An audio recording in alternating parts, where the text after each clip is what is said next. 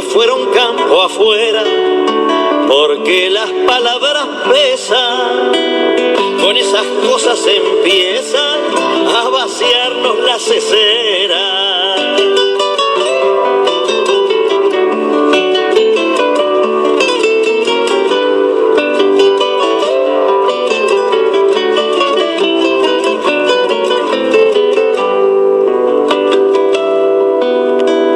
Empiezan cuando en la escuela no hablan del común de... 11:42 minutos, continuamos en ¿Y vos qué pensás? En 102.7 Radio Tortuga. Bueno, ya estamos presentando la columna del politólogo Aurelio Argañarás. Qué vergüenza a veces ser argentino. Bueno, como habíamos dicho, Aurelio, el título es... Las próximas elecciones según Perón. ¿Según Perón? Según Perón. ¿Perón tiene algo para decirnos de estas elecciones, Aurelio? Tiene algo que decirnos, sí, yo lo voy a explicar. A ver. Tiene una máxima Sí. que dice primero la patria, después el movimiento, por último los hombres. Uh-huh. Sí, eso. Esa es una máxima que creo que se aplica especialmente a estas elecciones por las razones que voy a decir después. Bueno, y si tiene algo para decir Perón, Irigoyen también podría decir algo. Irigoyen creo que haría como Jesucristo en el templo, agarraría un látigo y echaría de la casa radical a todos los radicales que la dirigen actualmente, y además calificaría al gobierno de Macri, como lo hizo con los gobiernos conservadores que le tocó combatir, como un régimen falaz y descreído. Uh-huh. Y se horrorizaría de ver las imágenes del presidente chupamedias ante Trump en Estados Unidos. Porque Irigoyen tenía un sentido de la dignidad nacional que los radicales actuales, por lo menos la CUP y los dirigentes radicales, no tienen. Bueno, comenzamos entonces, ¿qué diría Perón? Y poniéndolo, digamos, en relieve en cuanto al desarrollo de la columna. Lo que pasa es que la máxima de Perón se aplica muy particularmente a este escenario electoral que tenemos adelante, porque creo que en este momento, digamos, cualquier traba que se ponga a la conformación de un frente electoral nacional, lo más amplio que sea posible, para enfrentar al macrismo y derrotarlo en las futuras elecciones, cualquier oposición mezquina que se ponga a ese objetivo es una especie de traición a la patria. Considerando que derrotar al gobierno de Macri, reitero lo que siempre he dicho, yo no hablo acá de la neutralidad, hago análisis, pero no hablo de la neutralidad. Derrotar al gobierno de Macri... Electoralmente. ¿Cómo? Derrotar electoralmente. Derrotar electoralmente al gobierno de Macri es esencial para que la Argentina pueda tener algún porvenir en los próximos años. Este gobierno es profundamente destructivo. En realidad, el daño que está haciendo a la economía del país es inmenso y hasta difícil de mensurar. A pesar de que hay algunas cifras que lo dimensionan, por ejemplo los 70.000 millones de dólares en los cuales ha endeudado el país en tan pocos meses. En préstamos. Sí. Ahora vamos a enfrentar una segunda oleada de buitres. No sé si viste la noticia. Sí, hay una segunda oleada de buitres que tienen menos que cobrar, pero no dejan de ser unos 200 millones de dólares, más o menos lo que esta nueva camada de buitres demanda ante el inmortal juez Griesa, porque Griesa parece que no se va a morir nunca, digamos. Está muy decrépito, pero hasta que el último buitre no haya cobrado, Griesa va a permanecer en este mundo. Sí, va a estar. Y la destrucción del tejido industrial que se había mínimamente recuperado en estos últimos años en renglones tan importantes desde el punto de vista de la ocupación de mano de obra como son textil y calzados, Es terrible, es terrible.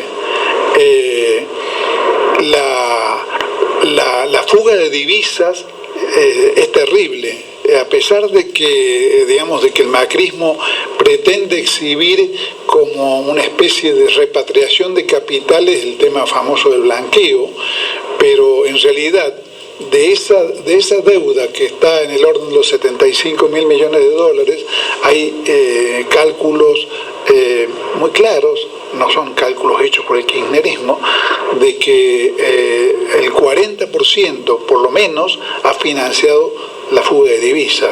Claro, hace un momento estábamos... O sea, la Argentina sigue siendo un país que sale digamos, a lagrimear en el exterior y a bajarse los pantalones en el exterior para obtener inversiones, pero donde los que ya están acá, en lugar de invertir, fugan los capitales. Se calcula que hay en el exterior fugados desde la Argentina 400.000 millones de dólares. Una fortuna con la cual podríamos encarar un plan de desarrollo integral del país gigantesco. Podríamos resolver problemas de base del país, como la reconstrucción íntegra, por ejemplo, entre otras muchas cosas, ¿no? Como la reconstrucción íntegra de todo el sistema ferroviario del país, que es un factor, esta gente que tanto habla de la competitividad, es un factor central en la competitividad, porque la competitividad ferroviaria tiene como mínimo 1/3 del costo que tiene el transporte por las vías terrestres, digamos, ¿no? Por las vías del automotor. Lo único que es más barato que el ferrocarril como medio de transporte es el transporte marítimo, pero la Argentina necesita recomponer su sistema ferroviario fundamentalmente, aunque hay otras razones también, para poder transportar los granos, que son desde siempre, inclusive no forman parte, las clases poseedoras del sistema agroexportador argentino no forman parte de las clases nacionales, sino al contrario, de las clases antinacionales, digamos, cuyo amor y cuya mirada está puesta en el mercado internacional y en los países consumidores, no en el mercado interno. Pero a pesar de eso, a pesar de que ese sector sería el principal beneficiario de la reconstrucción del sistema ferroviario, como lo prueba el hecho de que en su momento se encarara, cuando se construyó la Argentina agropecuaria, se encarara un sistema de ferrocarriles para poder transportar la mercadería. A pesar de eso, el sistema ferroviario está en un grado de abandono fenomenal. Y por ahora, hasta cosas como el Plan Belgrano y demás son pura promesa. Claro, sí. Promesa. Entonces, la situación del país es dramática. Todos los índices, Hugo daba hace un rato los índices de venta minorista en Córdoba, pero todos los índices son calamitosos. Claro, digamos, fuera de lo que es, digamos, las exportaciones, la minería, bueno, por supuesto, más allá del sistema financiero muy beneficiado, claro. Fuera de, porque si nos ponemos a enumerar todo lo que ha sido, digamos, perjudicado, sería una lista interminable. No, es que además de lo que se ve, de lo que por ejemplo, los trabajadores que están, como vos decías hace un rato, los trabajadores de Sancor, yo te podría nombrar docenas de empresas que están en situaciones similares a la de Sancor. Y peores. O peores. Sí. Las situaciones de ese tipo son situaciones que se visualizan con toda facilidad, pero es mucho más difícil visualizar, por ejemplo, el fenomenal derroche de riqueza del país, que significa una cosa tan poco visible para el argentino común como son las tasas que paga Sturzenegger del Banco Central para impedir, digamos, sobre pretexto, porque yo estoy convencido de que es un pretexto esgrimido para justificar esta cosa escandalosa que es, digamos, la especulación financiera. Es decir, sí. Creo que Sturzenegger miente. secundariamente le interesa servir al propósito declarado del gobierno de, de bajar la inflación. Pero en realidad el principal motivo que tiene estos Schwarzenegger para hacer la política escandalosa de regalo al sistema financiero y a los especuladores de tasas que en dólares son únicas en el mundo, mundo, porque el dólar está planchado. Sí, entonces, esas tasas con el dólar planchado significan tasas en dólares del 30%, del 20 y pico % mensual, en dólares. Bueno, estoy seguro que el motivo... Apostar a la producción, apostar al trabajo... Es una locura. Es una locura. Si alguien tiene algunos millones de dólares, no los va a poner en la producción, porque tendría que sacar en la producción una utilidad neta superior al 24%. Los capitales que vengan sí están haciendo negocio con un sistema financiero que, bueno... Son los únicos que vienen. Sí, por eso hay que hacer hincapié en esto. Se habla de que vengan capitales al país. Si están viniendo, si uno se maneja con estadísticas, a especular, o sea, a subirse a la bicicleta financiera. Que ya la vimos. Porque acá todo esto que está ocurriendo, ya lo vimos. Vimos la misma especulación con el sistema de la convertibilidad de caballos, sí. La vimos también digamos, los jóvenes no lo pueden recordar personalmente, pero lo pueden leer en los libros, digamos, ¿no? Lo vimos también con la famosa tablita de Martínez de Oz, según la cual un dólar valía 200 pesos, duró eso cerca de 2 años, y bueno, y eso significaba, digamos, tasas reales en dólares inexistentes en el mercado mundial. Creo que ni en el África existían posibilidades de negocio especulativo tan increíbles como las que se le brindaban al capital especulativo en la Argentina. Así es. Vamos a ver el reestreno de la película La Plata Dulce 2. No sé si era con Lupi, no sé con quién era. Con Lupi. Pero vamos a ver el reestreno de la película. Claro, pero la película, y yo siempre la he reivindicado, hace un rato hablé de ella, digamos, ¿no? En realidad muestra ese escenario desde el punto de vista de la especulación del argentino pobrón, digamos, del que especula, como vos decías, con ir a Chile y en lugar de pagar 10 por un teléfono celular, pagar 8 o 7. Pero esa es la especulación de los ratones como nosotros, digamos, ¿no?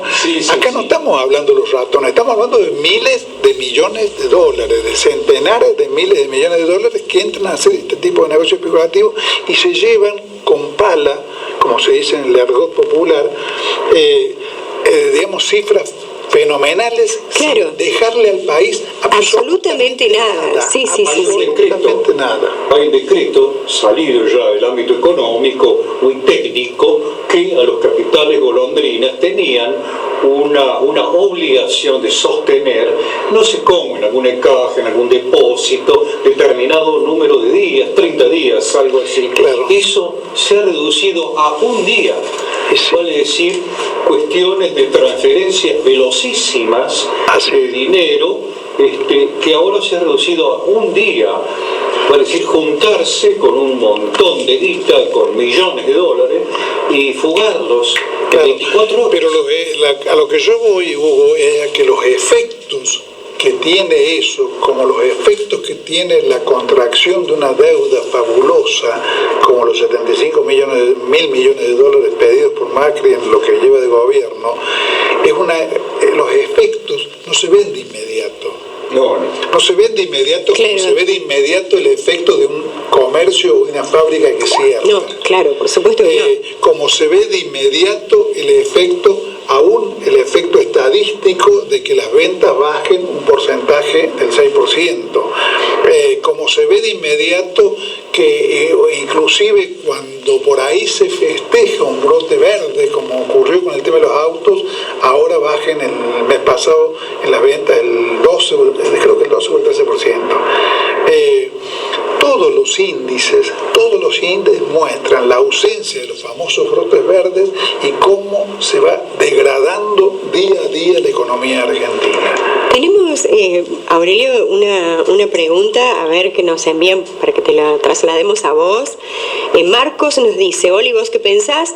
Pregunta para Aurelio: ¿cómo hacer para que este frente, para enfrentar al macrismo, no sea una mala experiencia como lo fue la alianza contra el menemismo?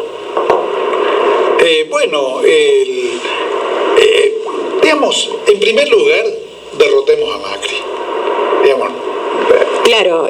No digo que no nos hagamos toda clase de preguntas, pero en primer lugar, no traigamos el fantasma de la alianza, digamos, cuando sobre todo por lo siguiente, Marina, el principal componente de la alianza era el radicalismo, que está con Macri. Cuando estamos hablando de un frente lo más amplio posible, estamos hablando de un frente cuyo componente fundamental, se sobreentiende, debería ser el peronismo y el movimiento obrero, que no son precisamente digamos, formaciones políticas o sociales que hayan dado pie, que hayan sido la base de la alianza. Estamos hablando, por ejemplo, digamos, de figuras, porque hay algunas figuras que muestran cómo puede irse configurando una articulación de fuerzas nacionales no sectaria, capaz de figuras, por ejemplo, como el gobernador de San Luis, Rodríguez Sá. Sí. Yo estuve con Rodríguez Sá en Santiago del Estero hace poco, del Instituto Jauretche, me invitaron a un encuentro donde el principal expositor iba a ser Rodríguez Sá, que ha tenido gestos como ir a pasar la Navidad con Milagro Sala, gestos como reunirse con Cristina Kirchner para plantearle que deben hacer todo lo que sea posible para deponer intereses particulares y, digamos, articular una fuerza no dividida, digamos, ¿no?, de los componentes del movimiento nacional, que, por ejemplo, ha sido el único gobernador que no tuvo un día de clase sin dar, porque le otorgó de entrada a los docentes el 40% del sueldo. Sí. Que me explicaba en Santiago del Estero que, digamos, que ante los cierres de fábrica él es partidario de la expropiación de la empresa y se le entrega a los trabajadores. O sea, eso tiene poco color alianza, ¿no? Sí, bueno, en realidad sí. Y estoy hablando también de casos que, digamos, como por ejemplo los movimientos que está haciendo Alberto Fernández, que sabemos que en algún momento se fue con Massa, pero está obrando en este momento para reconstruir en la capital federal al conjunto de las fuerzas, digamos, ¿no?, que quieren resistir a la política de Macri. Estamos hablando de procesos como los que están teniendo lugar en la provincia de Buenos Aires, donde, digamos, hay procesos de búsqueda de la unidad después de una situación de una situación que sería malo dar por superada. Yo estoy señalando simplemente indicios positivos de movimientos que propenden a presentar un frente electoral nacional unido ante Macri. No estoy dándolo por hecho, no estoy dándolo por hecho.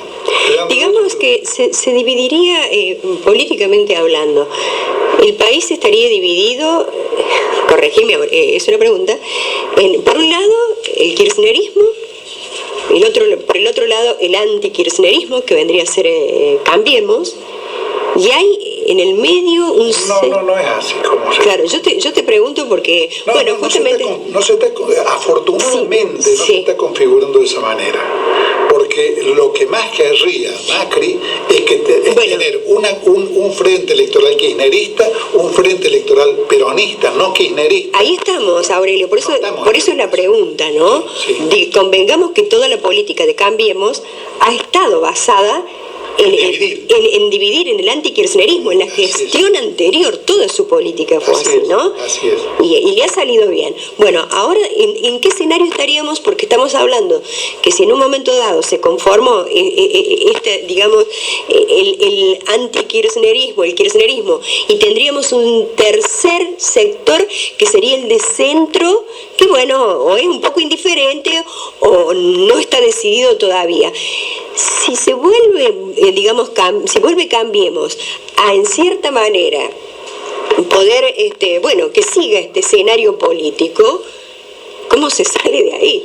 Bueno, es que ese es el principal problema frente al gobierno de Macri ha sido la dispersión, o sea, la fragmentación del peronismo, la ruptura de lazos entre el movimiento sindical y la rama política, digamos lo que en el peronismo se llama la rama política. Cada uno seguía como una especie de estrategia por separado, sin articular. La proliferación de lo que en la jerga periodística se suele llamar tribus, distintas tribus, muchos aspirantes a ser candidatos y muchas dificultades para reunirse. Bueno, ese cuadro es el que yo digo que hay en este momento índices de que podría estarse superando. Por ejemplo, en la provincia de Buenos Aires, hay reuniones del kirchnerismo donde han participado desde Scioli, Espinosa, digamos, lo que son las figuras del peronismo bonaerense con Máximo. Las principales cosas que había que superar, o que hay que superar en ese sentido, vamos a parafrasear la Vilma Report, son del orden del sectarismo y la fragmentación y el sostenimiento obcecado de liderazgos no constituidos. Un sector del kirchnerismo, yo no me atrevería a decir si la propia expresidente lo alentaba o no, alentaba el carácter indiscutible del liderazgo de Cristina, y eso evidentemente no se sostenía. No se sostenía porque un liderazgo indiscutido es un liderazgo que no se discute. Queda clarísimo. No es un liderazgo que está discutido por la mitad del país, o por la mitad del país peronista, digamos, ¿no? Un liderazgo indiscutido era justamente el del autor de la máxima que yo traje como título de la columna, de Jean Perón. Pero no se puede decir lo mismo de Cristina ni antes de la derrota ni después de la derrota. Antes de la derrota no se puede decir porque en realidad una buena parte del liderazgo de Cristina, o del reconocimiento al liderazgo de Cristina, estaba sostenida por el hecho de que era la presidenta de la República, tenía el gobierno y, digamos, tenía el respaldo del poder del Estado. Fuera del Estado, el liderazgo de Cristina, que además es considerada por muchos y con buenas razones como una de las responsables de la derrota, los errores de Cristina son considerados por muchos peronistas como una causa de la derrota. Hay algunos aspectos de esa crítica que son absolutamente incuestionables, como por ejemplo el suicidio político que representó en el kirchnerismo la ruptura con el movimiento obrero. El suicidio político que representó sostener a rajatabla el injusto y políticamente suicida impuesto a las ganancias. Entonces el liderazgo de Cristina, que ya no era reconocido cuando era presidente de la República, quedó absolutamente lesionado. Entonces sostenerlo como condición para armar un frente antimacrista único era una locura. Aparentemente hay razones para creer que la propia Cristina habría depuesto esa pretensión y estaría dispuesta a entrar en tratativas de unidad del conjunto del peronismo y de las fuerzas nacionales. Yo nombro el peronismo como componente fundamental, pero hay otros factores no peronistas dentro del movimiento nacional. Aunque seamos muy pocos, digamos, nosotros que somos socialistas de izquierda nacional, digamos, estamos en ese gran barco, digamos. Claro, ¿no? sí. Bueno, la reunión de Cristina con Rodríguez Sá es indicatoria de esa posibilidad, digamos, de poner posiciones irreductibles y sectarias para construir una fuerza, un frente capaz de derrotar a Macri, impedir la división. En Santiago del Estero yo me sorprendió la respuesta sencillísima de Rodríguez Sá, porque en la conferencia de prensa un periodista le pregunta, dice, pero usted fue muy crítico con Cristina Kirchner, dice, y tuvo mucho enfrentamiento. Entonces Rodríguez Sá le dijo, sí, dice, pero ya me olvidé. Claro. Se olvidó y en este momento me tengo que olvidar. Claro. Si queremos derrotar a Macri, si vamos a poner, como decía la máxima del general Perón, primero la patria, nos tenemos que olvidar. Claro, lo que pasa es que no todos están dispuestos, ¿no? Bueno, pero ese es el desafío. El gran desafío, sí, ese es el desafío, y además, digamos, ponerlo en los términos en que lo pone la sentencia del general Perón, significa que el que se niega eso se está negando a poner primero la patria. Bueno. Porque la situación, hoy por hoy, digamos, la voy a repetir, aunque está como trillada ya, trillada, digamos, ¿no? Medio trillada. La opción hoy es patria o Macri. Tengamos patria, reconstruyamos la patria o vayamos a una decadencia irremediable. Esa es la opción que está diciendo el país. Entonces, sería fatal que, digamos, que por mezquindades del tipo que sea, Macri logre salirse con la suya de algún modo en estas elecciones y lo tengamos que soportar con un poder acrecentado o por lo menos conservado durante muchos años. De todos modos, con esto voy a terminar, de todos modos hay también dentro del bloque del macrismo grietas. Ya han roto el radicalismo chaqueño con Cambiemos y no va en lista única con Macri. El radicalismo chaqueño, que está dirigido por Rosas, con Z, es un radicalismo que siempre ha tenido un tono más nacional que el resto. No es casualidad que, digamos, que con críticas muy duras al macrismo, el radicalismo chaqueño rompa con Cambiemos. Una cosa parecida pasó en la provincia de Tierra del Fuego. El radicalismo de Tierra del Fuego no va con Cambiemos.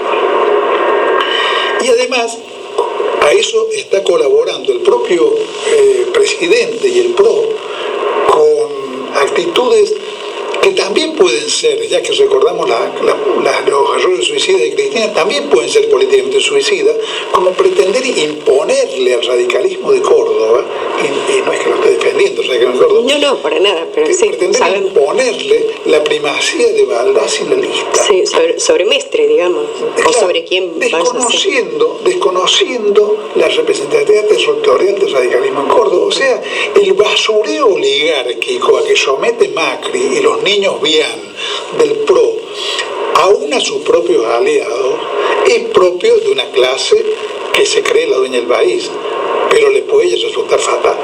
Bueno, eso esperemos. Gracias, Aurelio, muchas gracias. Bueno, así pasaba el politólogo Aurelio Argañarás.